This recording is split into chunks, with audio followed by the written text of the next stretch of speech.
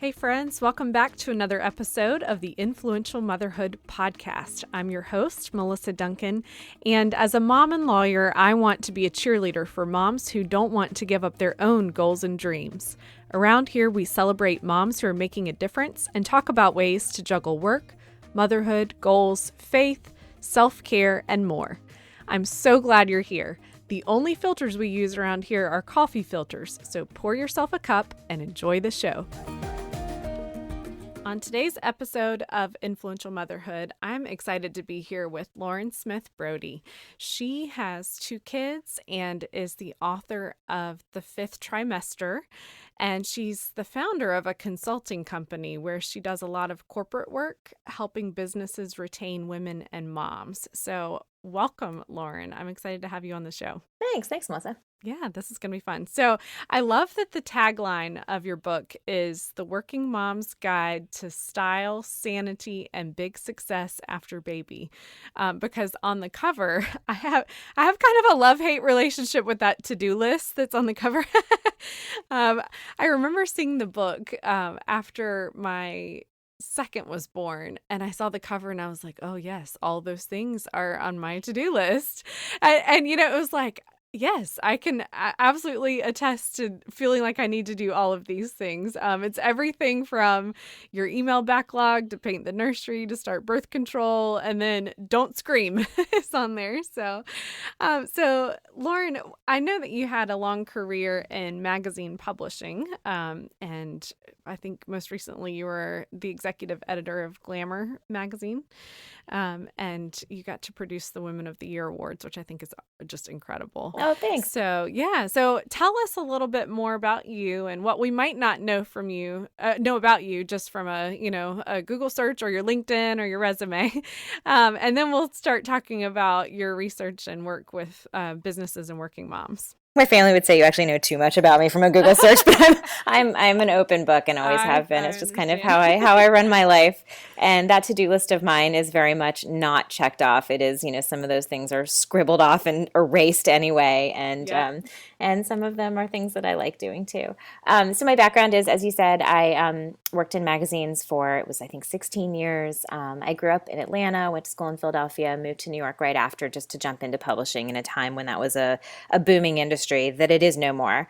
And in my time at Glamour specifically, I held a bunch of different roles and went from sort of, mid-level management to more senior management. And in that same time had both of my sons, it was interesting because the industry was changing and becoming a very different business. And I think this happens to a lot of women as they're sort of, amping up in their careers and thinking that they're climbing, and then going to have the kids. And then actually the context in which they're doing that really starts to change. Yeah. And I was lucky when I had my children to be in a position of sort of executive authority. And so I could be a little bit more bare and open about what was hard about it than I might have been otherwise. And simultaneously, some of the work wasn't quite as satisfying as it had been to me earlier in my career. Some of that was because I was comparing it to the work I was doing at home, which was equally hard, but really, really more satisfying.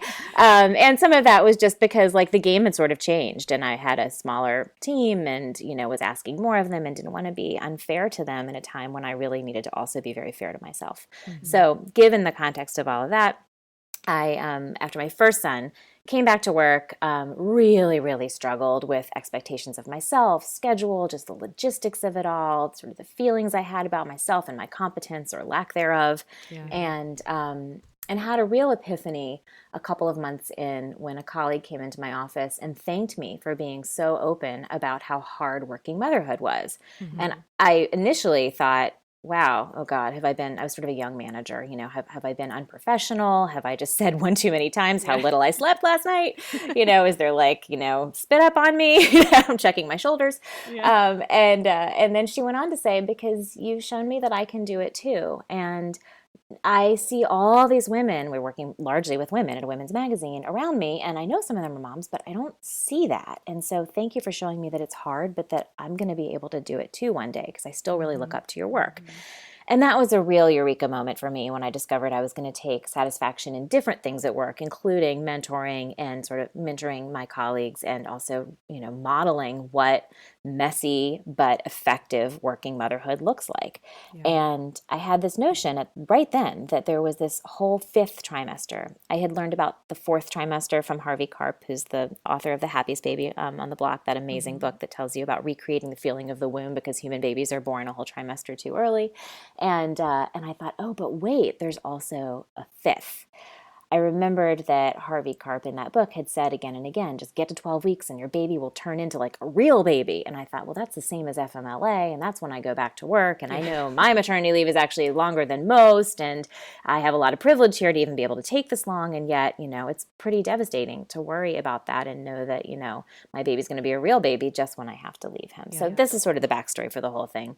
Ended up leaving Glamour, doing a ton of research on the return to work after baby, because I obviously, as soon as I started to think about writing a book, I thought, well, I can't, like, my experience can't be 300 pages, So I wanted to look, at other women's experiences. Did a big survey of women with as many different approaches to career and motherhood as I could come up with.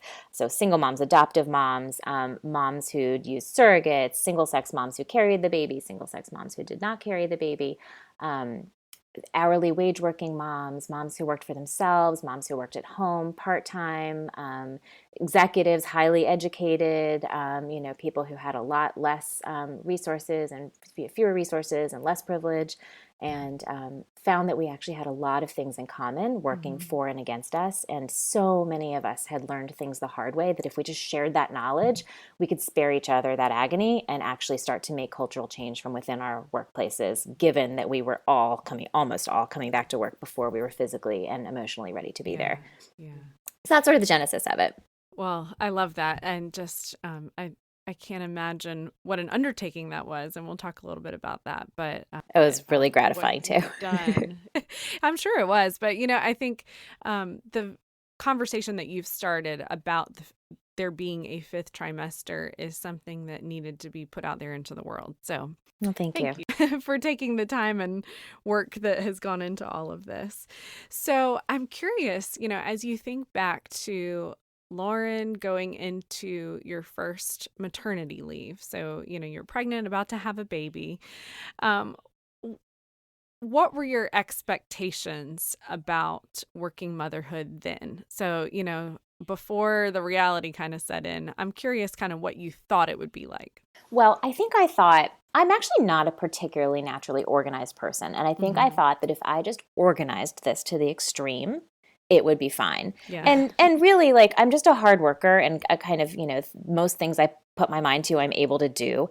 And I thought, okay, this is just something I'm going to double down on because I care about it so much. I've always wanted to be a mom. So I packed my bag for the hospital, I think when I was like, 6.5 months pregnant. Yeah. And it was ready to go. And at work, I sort of did the equivalent. I'd always had a messy desktop on my computer, and like suddenly I was the person with the clean desktop, and there was one memo on it, and it was titled like in all caps, "In case of baby," click here. Yeah. And I updated it at the end of every single day, and it was ready for handoff. Like, I was in the middle of 25 things, but here they all were, and I was ready. And there was sort of this, there was a legendary editor in magazines who had 5 children, and she was. This tells you something about how old I am. I'm 41, but so the legend was that she had faxed back copy from from giving birth to her 4th and 5th children, and so I envisioned that I would go into labor and still be in communication, and I would probably not want to be so in touch during maternity leave, but that it would be a relief to be in touch with adults, and I was really, really ill prepared, both for just the emotional flood of motherhood and just how much it all hurt physically. I could not and I had a totally normal delivery, healthy baby, so lucky. And I knew how lucky I was. And yet I didn't enjoy it in the beginning, and so I felt bad for not enjoying it. And my expectations, I'm the oldest of 4 kids, babysat my whole life. I really, really, really wanted this baby, and yet I was pretty miserable. I loved him, but did not love who I saw in the mirror. I couldn't believe that, like, I had to, roll up a towel into a donut shape in order to be able to sit. And then like my baby wouldn't nurse. I'd had big boobs my whole life. Like they're like the one thing that should work in my body should be these breasts, and like they wouldn't work. And anyway, the whole thing really, really threw me on my butt. It was really hard. Yeah, and I think as working moms, we are used to, well, as working women, I think for those of us in kind of, corporate careers, we're used to getting up and feeling put together, every day of our lives for the most part. And I think for me personally, that was one of the hardest things. Was I went from literally one day, going to work in a suit, and the next day everything was leaking, and like you can't even wear underwear. Yeah, you can't. I was wearing like ice diapers, and I was like, who am I? And what has happened? And people are like carrying me to the bathroom, and I just thought like, oh my gosh, I have done a 180. You feel so simultaneously capable because like, holy good gracious, yes. You like just delivered a baby and so incapable because like you're looking at the sink and you're like, I would love a glass of water. It's like, no, too much effort. Yeah, too much effort. Yeah. So did you have, well, let me back up. So that was your expectations going into your first maternity leave. And going into your second maternity leave, how did you prepare differently that time around? Well, having experienced it once. So I think I did the same, memo on my desktop. I probably did not pack my bag quite as early. I also had, the additional factor of having a then 2.5-year-old, to prepare for having a baby. And I remember second time around being more emotionally in tune with just worrying about how hard it was going to be and still being able to be a good mom to my first son. Mm-hmm.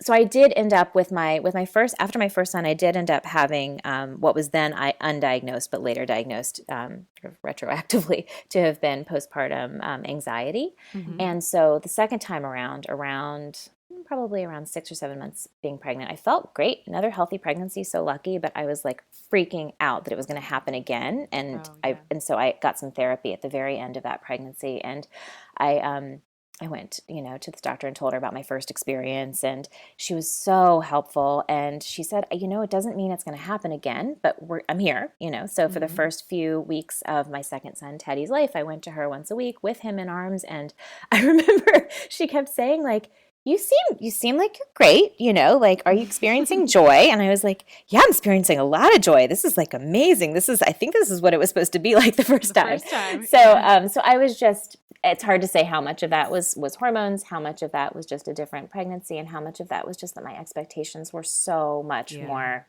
realistic. Yeah. I can identify with that completely. Yeah. So one thing you said when you were kind of introducing yourself was that when you came back to work, and correct me if I'm restating this incorrectly, but what I thought I heard you say was that when you came back to work, you felt like you didn't love your work quite as much. And so can you talk to us a little bit more and kind of where you think that was coming from, and what that kind of clicked for you in your mind about what was next for you? Yeah, it's not that I felt less ambitious than I ever had before, because if anything, I think I felt more ambitious to, mm-hmm. Be even better able to provide for my family. Like I wanted to keep making money, and I wanted to, I wanted my work to have more meaning than ever, because I first of all, I needed to keep working. My husband was in his medical residency, and I was the breadwinner at that point. And so I didn't actually have to deal with that really hard decision of mm-hmm. should I stay or should I go? I knew I needed to stay. But I felt just a change in sort of wanting to, the degree to which I needed to find meaning in my work, and the sort of debate that I would do with myself about, is this worth staying late for?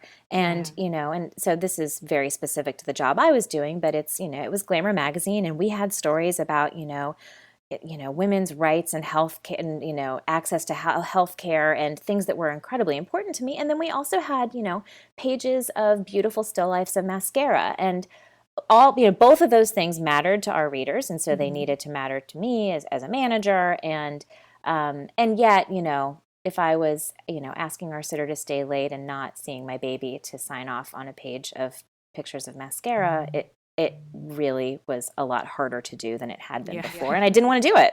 On the other hand, it was just one piece of a bigger pie that mattered a lot to me. Yeah. Yeah. I think it kind of brings things into some clarity and, perspective about things. FaceTiming with your baby is both, there's sort of two sides to that coin. It's an amazing thing to be able to do that. And same sort of goes for pumping breast milk. Like, it's amazing to be able to do it. And yet also, like, kind of sucks, Yeah, absolutely. So at what point did you realize there were so many issues surrounding working moms re-entering their career after becoming a mother? Oh, that's a great question. Like I said, so initially I thought of it as, just sort of this epiphany that I'd had, that I had, I'd worked in, essentially I'd been a copywriter and editor for years. And so I was like, oh, I have a term for this. It's the fifth trimester. And I decided to trademark it, and it became, a very real thing to me. But I really was not educated about the degree of privilege that I had had in even having access to FMLA. I didn't know that only 56% of American workers even have access to being able to take 12 unpaid weeks. And I actually, in some of my time, was paid, not all of it, but we were able to save up for the rest of it that wasn't. And it's not that it wasn't a stretch, but being able to do that, I learned pretty quickly in my research, was really unusual. The statistic that's really just shattering is that 25% of American moms take 2 weeks or less of maternity leave. And I think that was probably the moment when I realized just how needed this book was, because at 2 weeks out, I was sitting on my couch crying, and the idea that, like, it was even a privilege for me to be able to be sitting on my couch crying was just, needs correction. And so I guess in doing the survey sort of took off. I sent it out thinking, like, this is always how I approached a story at Glamour. Like, let's get more data, make it more legitimate, make it real, get 100 answers, we'll know. So within like 10 days, I had more than 700 answers to the survey. And I looked at the scatter graph and realized they were from, every state in the United States. And they really, they represented a real breadth of experiences based on the answers I was seeing in front of me. And yet there were these commonalities that just made me realize that collectively we could really all serve each other. And so this became very much, I didn't want to write a book about me. I'm not that interesting, but that I could, bring voice to other people who may not have, been able to share their experience and were just in it trying to get through it, but who actually learned things that could help other people. Yeah.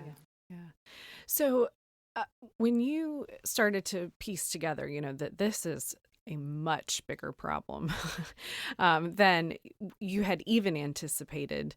And, not only are women, there's, I think, so many factors to this: pay and length of time, and then support when you do go back to work. And based on, I think, what type of industry people are in, there are even varying levels of the severity of the issues. And so, if you kind of thought about just, as much as we can say an average mom here in the United States, if you could give only one piece of advice to a mom going back to work, what would it be? And I know that's hard because there's so much to say, but if you had to kind of narrow this down to a mom who's going back to work for the first time after baby, what would that be? I'm going to cheat and give two. So okay, the broad one is ask for as much help in every area of your life as you could possibly imagine you might want, and assume you're going to want more. And remember that, it feels like this time when you're supposed to be a superwoman, you've delivered a baby out of your body. And so you think you can do anything and everything, and you can, but we are built as humans to be surrounded by our families and to be like lying on, like a bed of, feathers for the first, month. And that's just not what the reality of life looks like in America. So that is one. So yes, ask for every bit of support that you could possibly need from, anyone in your home, family who lives further away, make your village of friends. I didn't actually have any friends with babies. Like when we had our first son, I had one friend with a baby, but in the months afterwards, suddenly all of our friends had babies, and I was the one Yeah. who they were all calling on, which was lovely and felt Yeah. good. But I didn't have that for myself, so just foster that for yourself. And at work, absolutely, every need you think you can have, like they want to retain you. It costs a lot of money to lose you and to lose the training that's been invested in you. And this is obviously widely varies depending on, on career, but Mhm.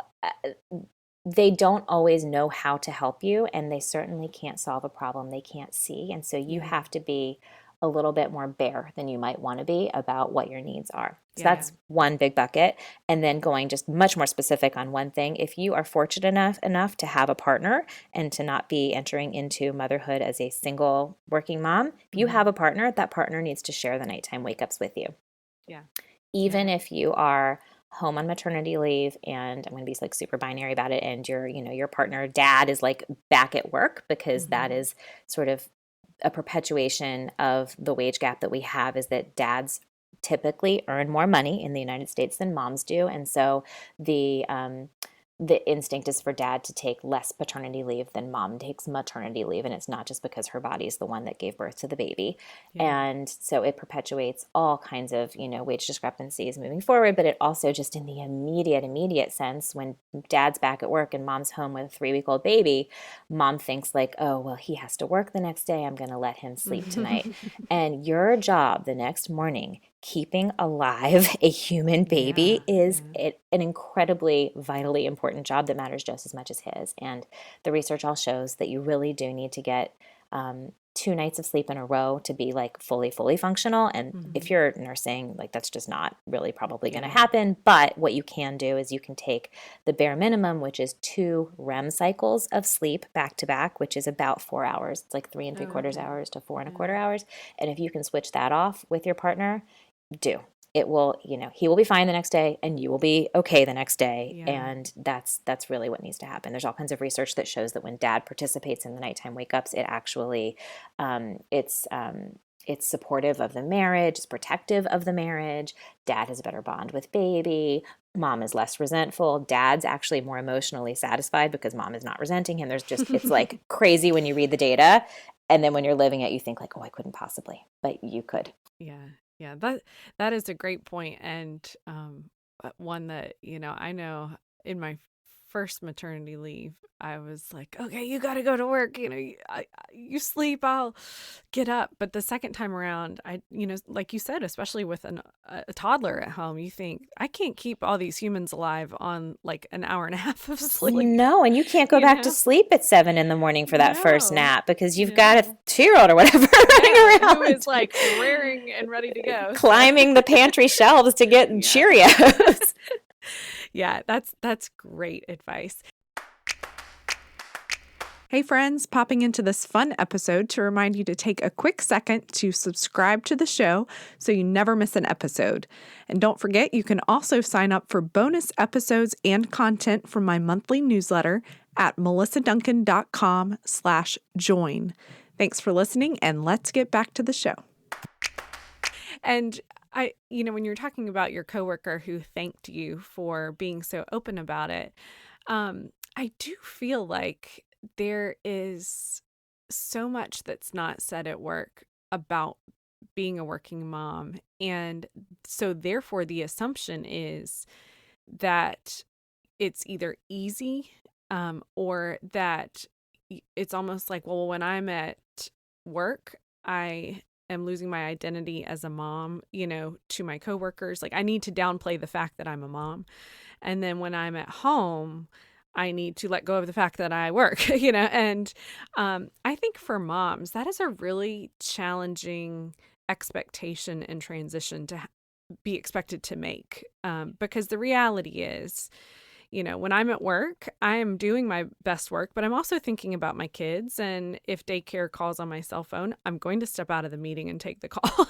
I mean, and we have what I would call, crazy out of control mornings, and I'm a little bit late to work. I mean, these are just realities, of life. And um, I have tried to do the same, of kind of like what you did, and just be honest with people and say, like, guess what my morning was like, and sometimes it does feel like maybe too much information, but I feel like it's okay to normalize, like, Absolutely. this is where we are, and I'm if you want me to be here as Melissa Duncan, this is what's going on with Melissa Duncan.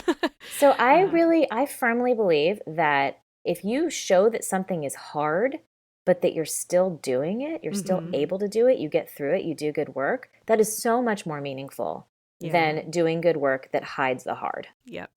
Yeah, that is so well said. And the Yeah. fact that, that you're saying you had a hard morning, well, yeah, okay, so your colleague may not have a baby, but might have another reason for having a Yep. hard morning and Yep. invites them to bring his or her own personal life to the workplace. I mean, we're all working like to support our personal lives, right? So, Yes. Yes. if you have a really satisfying job, hopefully part of that job is inspired by your personal life, Yep. you know, not just for a paycheck, but Yeah. because, it brings you meaning. And I pitched a TED talk recently. I'm not sure if it'll go anywhere, but it was I've preached on high, about bringing your mom self to work and being open Mhm. about motherhood in the workplace. Well, now that I have older kids, I realize it is equally important to bring your work home, which I realize sounds like horrible. Like that's bad advice, bringing your work home. Like I don't mean physically bringing your Yeah. work home, which sometimes you do have to, but help your children understand why it is you do the work you do, why it is that you're gone these hours or you have to Yeah. take that call, and the things that are meaningful about your work, the things that are hard about your work and frustrating and not meaningful. Like they need to understand sometimes that you do hard things just because you need to do them as Yep. part of a bigger whole. And that's just something that's been a real epiphany for me in the last year or two. And it's also just the nature of the fact that our workplace, our school day is all set up, circa 1965, like Mhm. Donna Reed. Like nothing against Donna Reed, she was lovely, but that's just not the reality of our economy and the way it Yeah. works now, and how educated and capable women are, and how involved they actually want to be in creating, an economy that we live in. So, Yes. it's there's always going to be, you can't make that call to the pediatrician, in your off hours. No, you're making it Right. at work. And Yeah. simultaneously, if your workplace has an emergency and emails you or calls you at 10 o'clock at night, you're taking the email, you're Yep. taking the call. So there needs to be some Yeah. wiggle room. Yeah. I love that. So, in your work consulting with businesses, what is maybe one thing that you have found has been kind of an epiphany for businesses, or, kind of a really big point where they say, yes, this is something we can change? Oh, sure. So this is really, really specific, but there are so many workplaces that have realized that it is, on the private sector, unfortunately, to provide paid family leave. And Hmm. so, a number of the law firms that I've worked with, and tech companies, and financial firms, do pay for parental leave and family leave, and some of those policies are quite inclusive and great.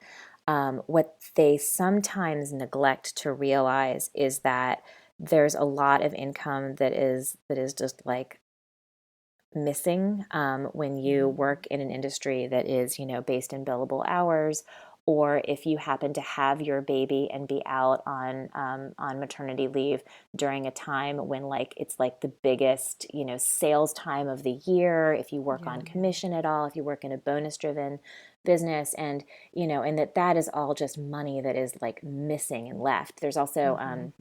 a lot of law firms will do like a look back period, or sorry, not, for partnership. Yes, there's that. And they'll look back. And if that look back includes a time when you were like pregnant and throwing up every day, or Yeah. just back to work and on ramping, like it's not going to actually be reflective of your, like, say decade long career.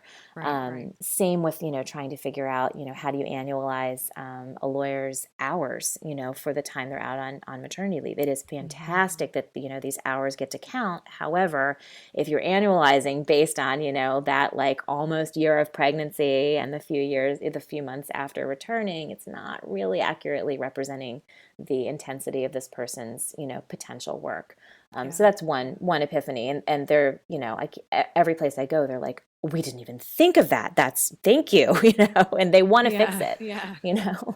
That's good. That's good. And we need, people like you to go in and shed light on these issues, because if companies aren't even realizing it, and, a lot of it I think is because, I mean, for all the reasons, you write about and we all, have talked about, there are not women in those decision-making places. So the people making these decisions haven't experienced it. True. And the women who are in the decision making leadership, which is, and there's so much to be said about the value of women in leadership, and you can actually put, dollars and cents to it and show that, your stock price will be higher, your profits will be higher if you Mm-hmm. have, parity.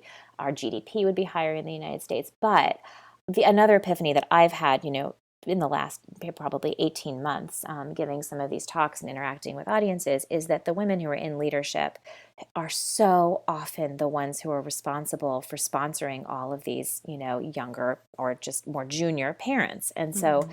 they have this burden, not just of being, underrepresented in leadership roles, and therefore having to do like an as good, if not better job at their job to prove their worthiness, but they also have this additional, I'm just going to, guess like 20% Yeah. work. They're working at 120% capacity just to be able to lead the women's ERG, Yeah. to mentor and sponsor, three amazing women they see coming up underneath them. And there is a burden to that is, it's incredibly valuable and it's an opportunity. And of course they should be doing it. But I have to tell you, like, I think it also can breed a little bit of resentment, because also they want Mm-hmm. to just be able to do their job and go home just like Yeah. anybody, right? So it's tricky. It's really tricky. And that's why I really advocate for, when you're looking at shaping policies and figuring out, specific benefits, to not, to doing a peer review process and doing peer mentorship and including, a lot of the people who are kind of in the thick of it or looking at what their next 5 years is going to be like. They're only at maybe associate level now, but they're the ones who are going to need these benefits eventually, including them in the conversation and not just burdening the leadership with making those Yeah. decisions. Yeah. No, that's great. That's great. So, as you have started doing this work, where have you seen society actually making some progress for working moms? Oh, I love that question. So this is great. So when I started doing this work, it was about 4 or 5 years ago, Hmm. and there was something else my eyes were open to that I wasn't really aware of. Is that a lot of times you see headlines that companies have rolled out, amazing benefits, things like Milk Stork, which is, do you know about Milk Stork? No, I don't. Oh, it's amazing. It's this company started by a woman named Kate Torgensen, who is a working mom who was traveling a lot for her work and was not able to, just had a hard time shipping breast milk. And so she created a breast milk shipping company called Milk Stork that, Oh, wow. your That's company can have incredible. a membership in it. It's expensive, but it allows women to be able to travel when they are postpartum and still nursing.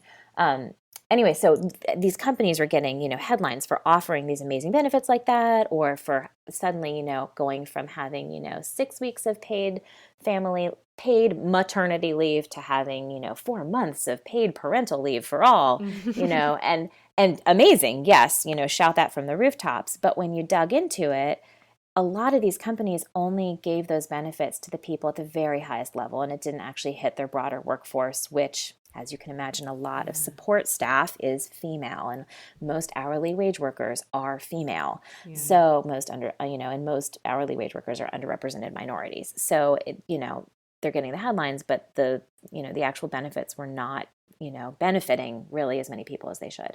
So what I've seen in terms of progress is that companies like Amazon and Starbucks and most recently Sweetgreen, even, like the salad Hmm. company, have started rolling out truly inclusive policies that are not just for, parents of any gender, but also for their hourly wage workers. I actually, when I saw that Sweetgreen had started offering 5 months of family leave, paid family leave, I couldn't figure out if it was just corporate or if it was Hmm. actually like the people making my salad. So I went and got a salad and I asked the lady at checkout, and she was like, "Yes, we know it's for all of That's us." And she took her amazing. arm and she like swept her arm down the line. She's like, "It's the first thing I asked."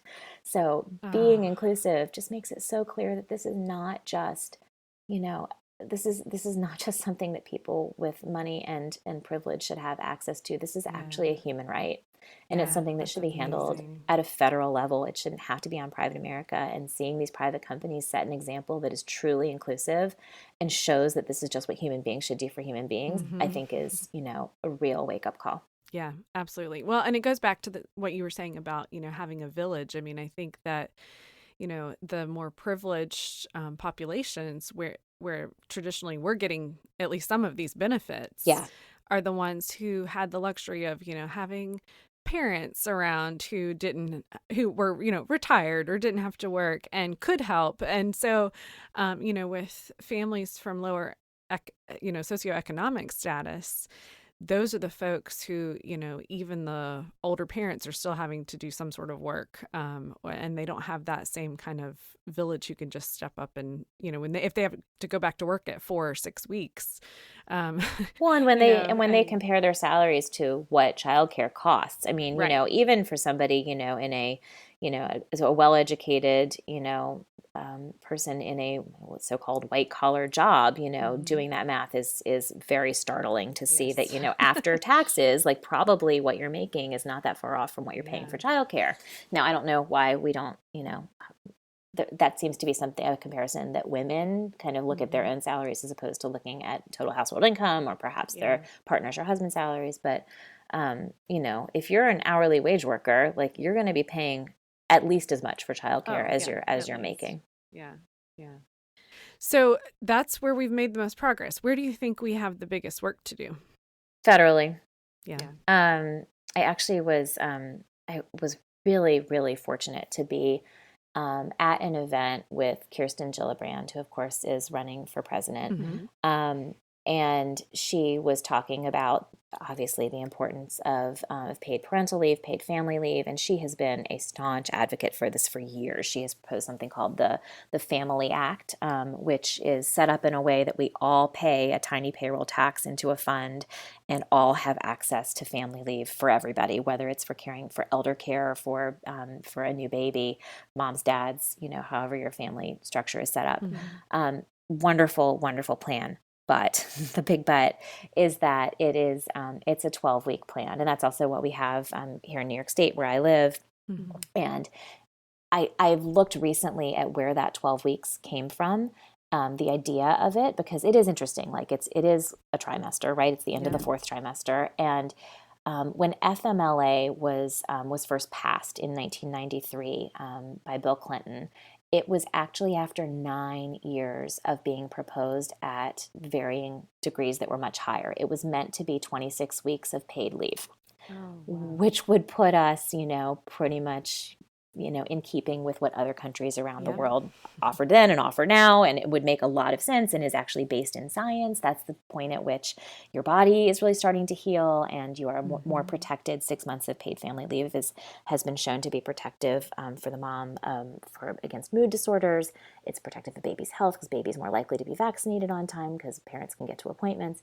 Anyway, but this whole idea of 12 weeks of FMLA was always meant to be a temporary compromise. And instead what's happened is it's been very normalized, this amount of Yeah. time that people think like, well, you got your whole 12 weeks. Well, Right. Like, no. oh, you're lucky. You got 12 Exactly. And weeks. and that is what we think, right? That's what Yeah. I thought. I thought, well, Yeah. God, like I don't know why this is so hard for me. Like I get 12 weeks. I know everybody doesn't get that. Yeah. But anyway, so I was in an event with Kirsten Gillibrand, and there was Q&A at the end, and I decided to basically be the can I curse? Like to be the a-hole who Yeah. raised her hand and was like, can we talk about this 12 weeks problem? Thank you for everything you're doing, but can we talk about this? Yeah. And because it's not enough.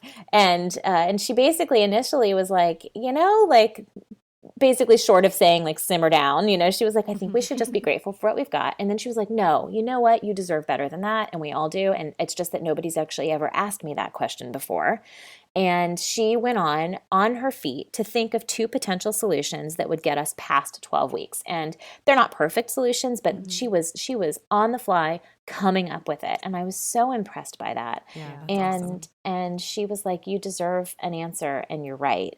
And what was really cool is that I posted about it on Instagram, and I'm kind of lazy about social media, and Instagram's like the one thing I go all in on. Hmm. And it got picked up by Working Mother magazine. And so suddenly these two on the fly proposals and the idea that 12 weeks shouldn't be normalized is like in the press and out in the world. And it was such an amazing, cool moment. Yeah, that is awesome. Yeah. And, I do think that we approach it like, wow, I've got 12 weeks.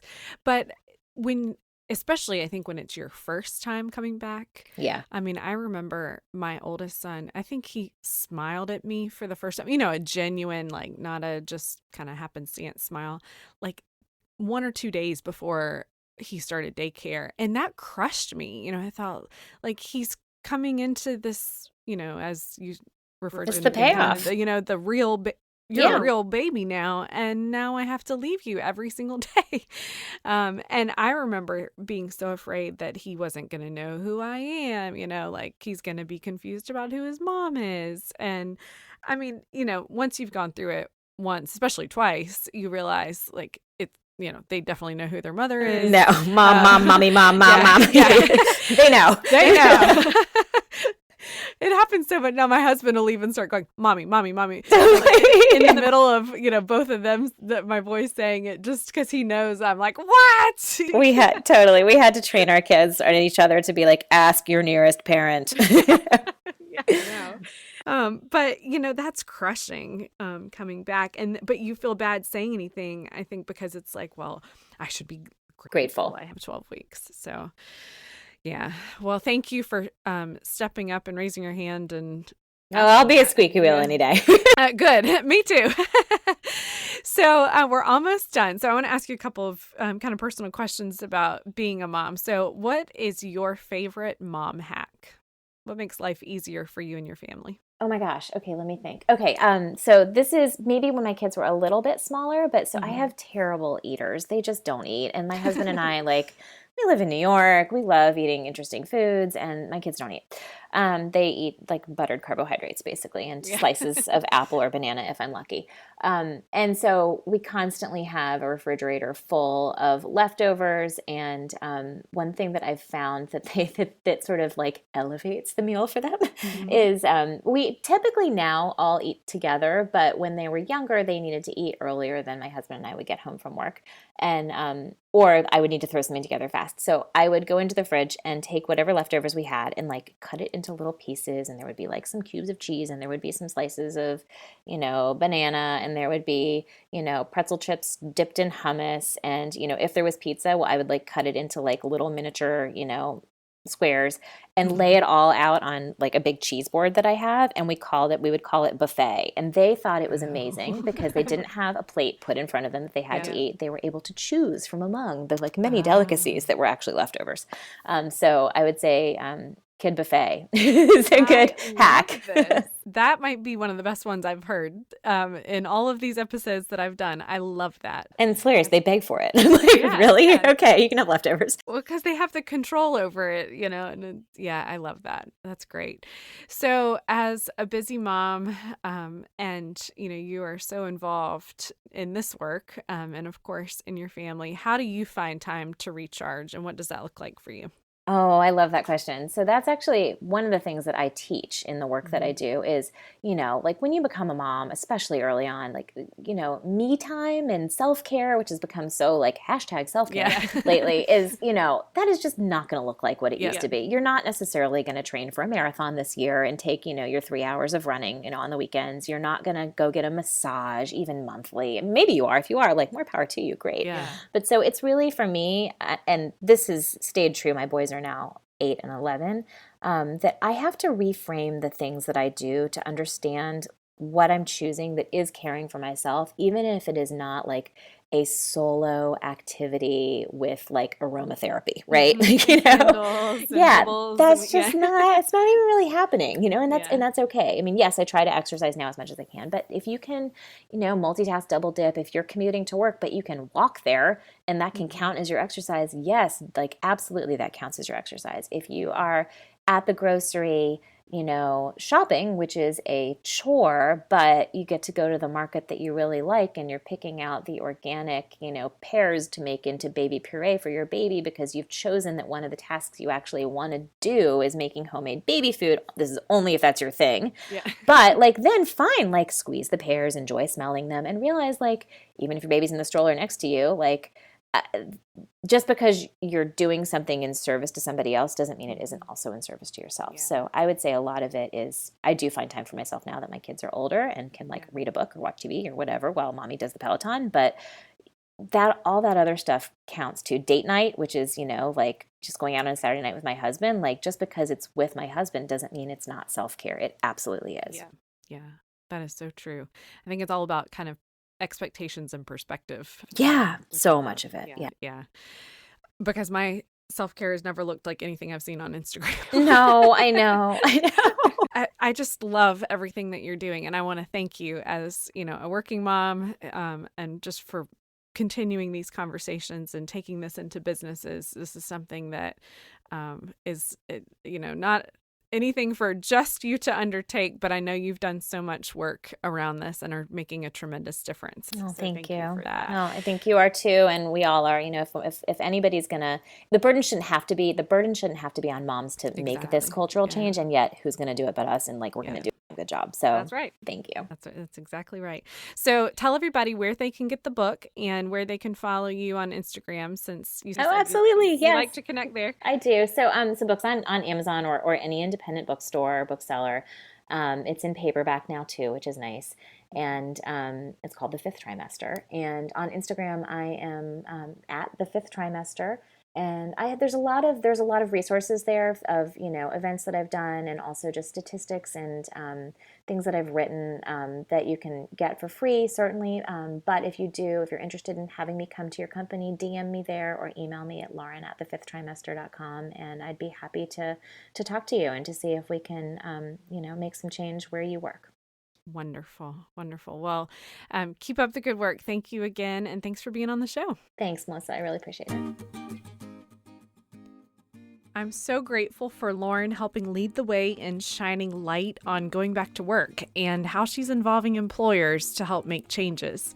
You can find me online at Influential Motherhood to connect and say hi. If you enjoyed this episode, please leave a 5-star rating and a written review in the Apple Podcast app. That's how you can help get the show in front of moms who are looking for episodes just like this one. I hope that you'll find a way to influence your work or community for good this week. Don't forget, you can listen to other episodes or learn more about the show at www.influentialmotherhood.com. Bye, friends. See you next week.